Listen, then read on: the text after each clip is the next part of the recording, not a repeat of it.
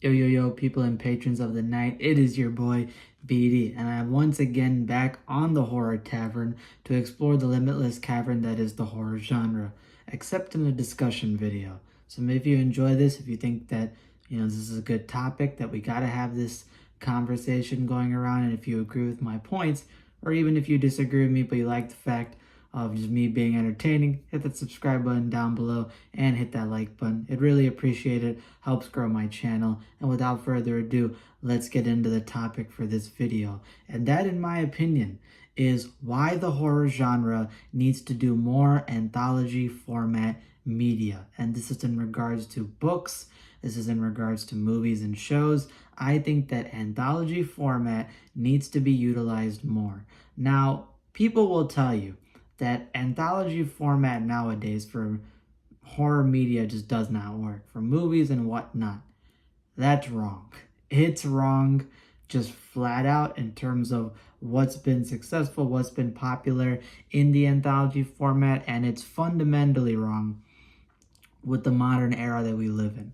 First of all, it's just flat out wrong because there are franchises, TV show franchises, and movies that are successful. First, you have Creepshow.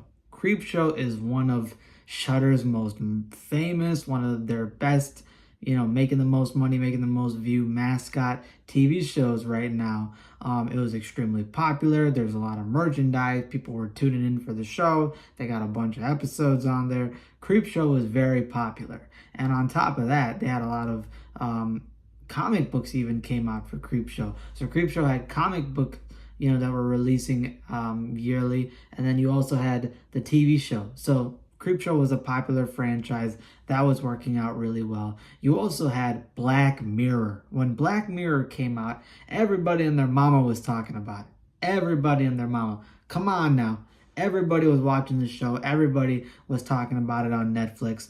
And that was an anthology horror show, kind of like equivalent to Twilight Zone. People were in love with that show. People were talking about it. It was very much relevant.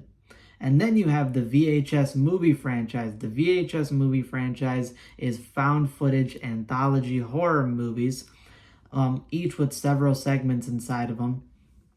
And the series was dead for a while until Shudder decided to make VHS 94, which brought back and revived the series. They made VHS 99, they made VHS 85, and they're coming out with another movie this year, probably towards Halloween.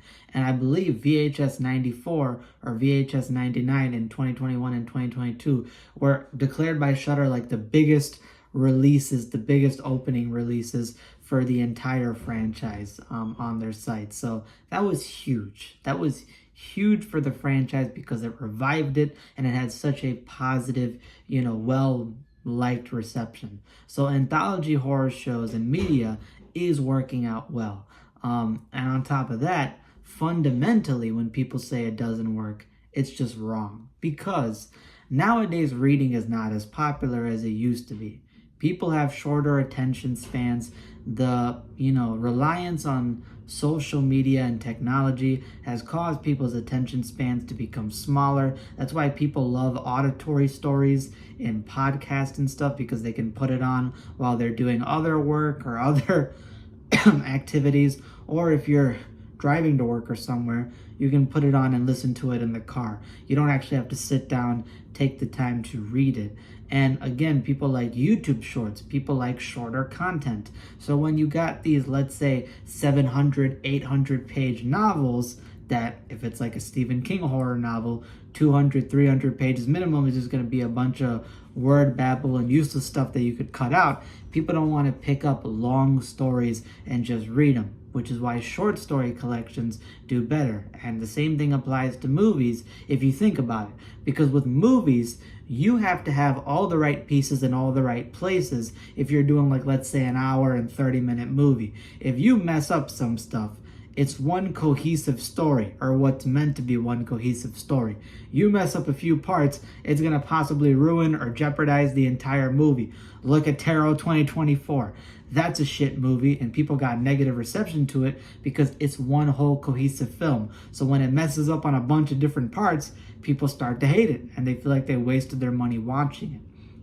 as opposed to an anthology horror movie where you may not like, let's say, 2 out of the 5 segments, but the other 3 you may just flat out love and think are perfect. One example I give to that is VHS 2, the movie back in 2013. The first 2 segments in that movie, there's 4 segments plus a wraparound. The first 2 segments in that movie of the actual anthology horror, I thought were okay, medium, fine. I wasn't that impressed by it. But then the third segment, the one about the Indonesian cult story, I think is one of the best, horror segments ever in movies. And it was fantastic. It was perfect. And that alone made me want to pick up and watch the movie and recommend it to people. And then the 4th segment was very good as well. And the wraparound segment was very good. So even though the first 2 segments I thought were mid, the other segments made up for it, and they did a really, really great job. And I still ended up loving the movie and giving it a high score. I still gave the movie an A just because I liked those segments so much. In reality, 40% of the movie I think is mid in that regard. But because it's anthology horror, because it's different writers that are doing different stories in the same movie, you can actually find something to like. You may not like some pieces of it, but you'll love or potentially like other parts of it. As opposed to if you were to make one cohesive film, you mess up 40% of that movie, it's going to most likely affect the rest of the movie. And that's going to plummet the score in people's eyes.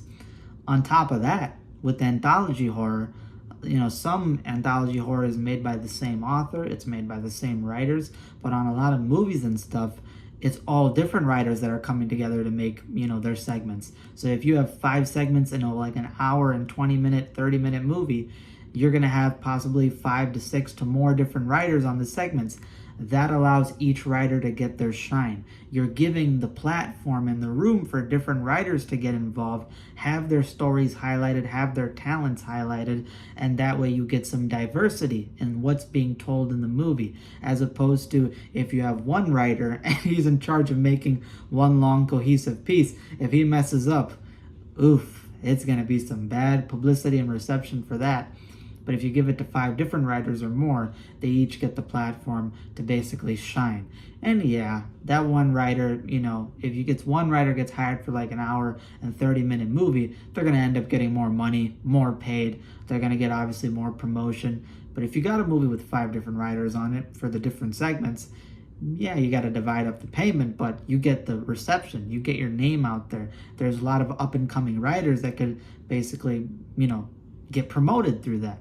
And again, people who make really great segments in a movie that has some mid segments in there, people are going to be like, hey, who wrote that segment? I love that one. Yeah, the other ones were okay, but that one I loved. And they're going to look up that guy or girl and then give them the attention that they deserve to that person.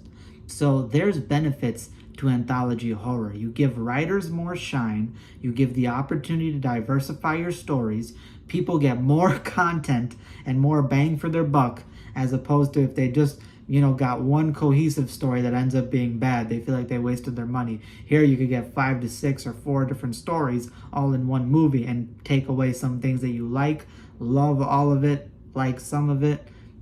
That's some cushioning that you get, and people would be more likely to go there. And again, short stories, anthology segments, people feel like they're getting a bunch of different stuff. Their attention is kept because they're getting different stories back to back. And that way they feel like they're actually, not being drawn into something for too long. Yeah, you can make long movies, but they have to be well written. They have to be perfectly packaged. Otherwise than not, people are going to feel disappointed. But anthology, no, you don't really have to worry about that. You're going to get a different flavor for a bunch of different stuff. So I think that anthology format horror, for that reason, needs to be made more. And if people want to argue that there's not enough being made and that's why it's not successful, no. It's because there's not enough being made that it's not getting as much publicity. If people made more of it, it would be this big thing in horror. Because again, the stuff that's already doing it, Creepshow, VHS, Black Mirror when it was popping, that stuff was already popular. So if you make more stuff like that, then it would get, more publicity and stuff. So for all the writers, for all the producers, for all the directors out there making movies, making TV shows, or even the authors out there that are, struggling to make 700, 800 page fluffed out novels that compete with Stephen King's type of writing, give anthology horror format a try.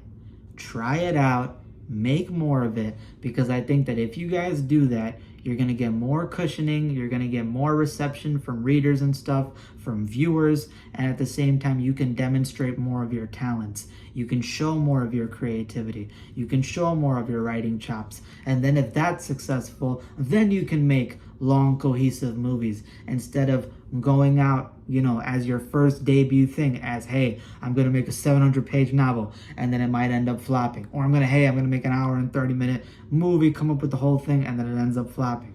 This is a much safer approach for a lot of new writers or even veteran writers to, again, get publicity, get content out there, and then you can work from there.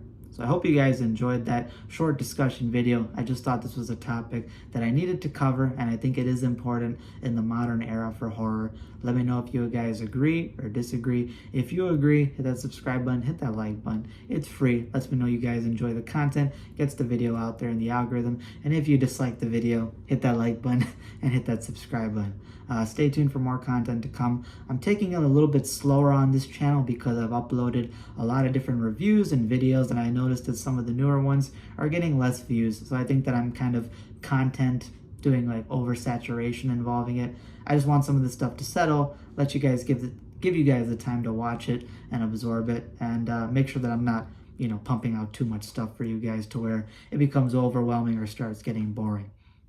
And yeah, hope you guys have a blessed day. Go enjoy the summer. Deuces. And I missed the stop recording button like a fucking idiot. We're gonna do that. Take two.